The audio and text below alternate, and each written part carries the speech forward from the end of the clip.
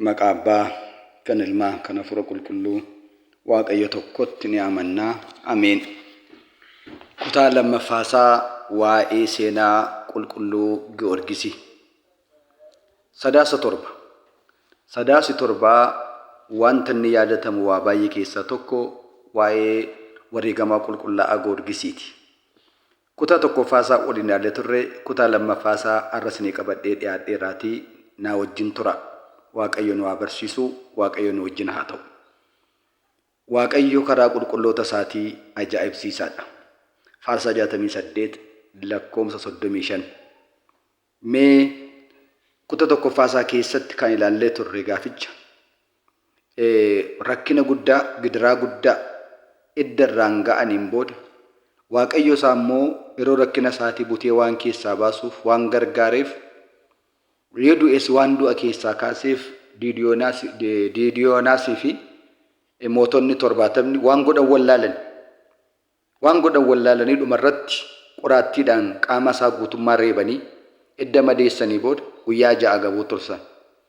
Guyyaa 6 gabuu tursanii sadaasa gaafa torbaa mana jaartii iyyeetti manni ishee caccabaa ta'e kan nyaattu kan hin dhunne kan hin qabne maqaan isheellee Anxaakiyoos kan jedhamtu mana isheetti dhannee hiina jedhanii dhaqanii utubaa mana isheetiitti milla isaa harka isaa duddaan cabsanii itti hidhan.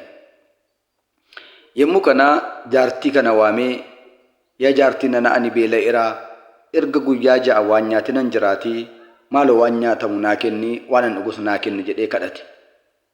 Yommuu kana ture egaa anoo waan tokko mana koo keessaa waan an nyaadhu hin qabu, ofii kootiyyuu anoo qoonqoo du'uudhaafan jedhaa jette.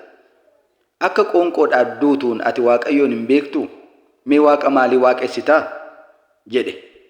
Yommuu kana waaqa Aphilooniin waaqessaa jette. Waaqa Aphiloon waaqaare? Waaqa isa dhugaa isa si uume waan irraanfatteef akka qoonqoodhaan duutu adabamteetta jedhe. Dhugaadhumatti namni Waaqayyo uumaa isaa hin beekne, beekees isaaf galata hin dhiyeessine, hin amananne dhugaadha adaba guddaa adabama. Garuu wallaalummaa isheerraan kan kaate nama fakkaachuudhaan waaqa Aphiloon, waaqa tolfamaa, waaqa arkee waaqessaa turte hoo. Gaafa inni akkasittiin jedhu naatee raattee mee nama kanaaf dhaqeen ollaadhaa liqeeffadhaaf jettee ollaa liqeeffachuudhaaf baate. Homaa tokko illee argachuu hin dandeenye. Haga sanatti qulqullaa'aa Giyoorgisiin, wareegamaa qulqullaa'aa Giyoorgisiin akkas jedhee Waaqayyoon kadhate. Yaa Waaqayyo galata kee haa ta'u. Ati alangaadhaan nu reebamte. Haga nanni keessirraa, foon keessirraa ciccitutti nu garafamte. Ani immoo akkan qoraattii kanaan reebamu waan na taasifteef annan gammada, galata kee haa ta'u jedhe. Galata kee haa ta'u jedhe. Haaluma kanaan edda akkas jedhe booda yaa qulqulluu Mikaa'el, Waaqayyo akka isin nu eegdaniif, nu gargaartaniif isiniif nu ramadeera. Eessa jirtati? Israa'eloota warra foonii sanaaf mannaa waaqarraa buuftee nyaachisaa akka turte har'a sani beela'eera, kottumee iddoo kanatti na ilaali jedhee kadhate laphee cabaadhaan.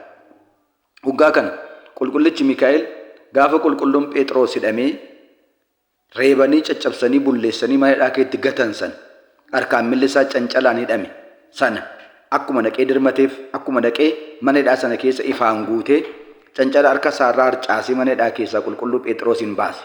Hojii ergamootaa boqonnaa 12 lakkoomsa 12 irraa kaanee kan agarru. Gara qulqullaa'aa Giyoorgisii dhufe harka isaa gaafa sanaan qulqullaa'aa Giyoorgisii qaqqabe. Madaa isaas sukkuume. Achumaan madaan nanna isaarraa ni bade. Harki isaa milli isaa funyoo cimaadhaan hidhamee ture sun harka isaarraa akka daaraatti irraa harca'e. Mannaa waaqarraas fidee dhufe hoo nyaadhu jedhe. Mannaa sana nyaate. Manni jaartii sanaas ifaan guutame. Manni isheen caccabaa tures deebi'ee mana haaraa bareedaa ta'e. Utubaa mana isheetii duddi isaa itti hidhame sun, harki isaa itti hidhame, milli isaa itti hidhame sun immoo ammuma akka ulee Aroon sirna lakkoomsaa boqonnaa 17 irratti agarru sana hiddi isaa lafa qabatee lalisee utubaa gogaan bara dheeraa ture sun damee baasee daraaree janaqate. Dheerinni isaas katamattii irraa haga meetirii 15tti ol dheeratee guddatee argame. Galanni Waaqayyootiif haa ta'u. Dhugaadhumatti Waaqayyo karaa qulqulloota isaatii ajaa'ibsiisaadha. Jaartiin gara deemtee gaafa deebitee dhuftu manni ishee jijjiiramee agarte. Manni ishee urgaa gaariidhaan guutamee agarte. Inni sila nanni isaa dhiiga roobu amma fayyee madaan ta'u kan irra hin jirre ta'ee waan isheen nyaattu waan isheen dhudhu mana sana keessa guutamee agarte. Yemmuu kana sagalee ishee ol kaaftee ani nu banne malee har'a waaqni biyya Galiilaadhaa nama fakkaatee mana koo seeneera jette. Maaliif nama biyya Galiilaa waaqa biyya Galiilaa jedhu gooftaan Yesuus Kiristoos lafa inni itti guddate kutaa biyya Galiilaa waan ta'eef edda godaansaa deebi'achitti guddate waan ta'eef har'a nama fakkaatee mana koo seene jette. Ajaa'iba ta'e kana agartee inni immoo waggaa kana maal jedhe lakki ani waaqa biyya Galiilaa miti garbicha isaa hojjetaa isaati malee jedhe. Haaluma kanaan jaartiin kuni eebba qulqullaa goorgisiidhaan guutame. Matsaafa fakkeenyaa boqonnaa 10 lakkoomsa 6 irratti eebbi mataa qulqullootaa irra jira akkuma jedhu. Eebbi mataa qulqullootaa jiru kana mana isheedhaaf ta'e. Manni isheen jijjirame eebbaan guutame. Egaa jaartiin kun waggaa kana baay'ee gammaddee hiccitii dhoksaa guddaa jireenya ishee keessatti duraan baattee dhokfattee kan jirtu. Har'a namoonni baay'een hiccitii dhoksaa jireenya keenya dhokfannee akka jiru. Kan rakkachaa akka jiru. Mana ishee keessaatii maal qabdi turte? Rakkina cimaa ta'uu qabdi turte. Kan waaqa biloon hin dandeenye, kan eenyu hin dandeenye. Ol dabartee dhattee mucaa iji isaa jaamaa ta'e, gurri isaa duudaa ta'e, afaan isaa didaa ta'e hin dubbanne, milli isaa naafaa ta'e hin deemne fiddee dhuftee milla isaa jala keessa. Yaa nama Waaqayyoo hin dandeessaa, Waaqayyoo kadhadhu naa fayyisi jette. Gara Baaluutti galagalee Waaqayyoon kadhate, ulfina maqaa keetiif jedhe yaa gooftaa jedhe. Maqaan kee ulfina akka argatuuf adaraa mucaa kana fayyisi jedhe. Maqaa abbaa ilma fura qulqulluun jedhee edda ammaatti tabee booda jedhee gaafa na furatti baafatu iji mucaa kanaan baname.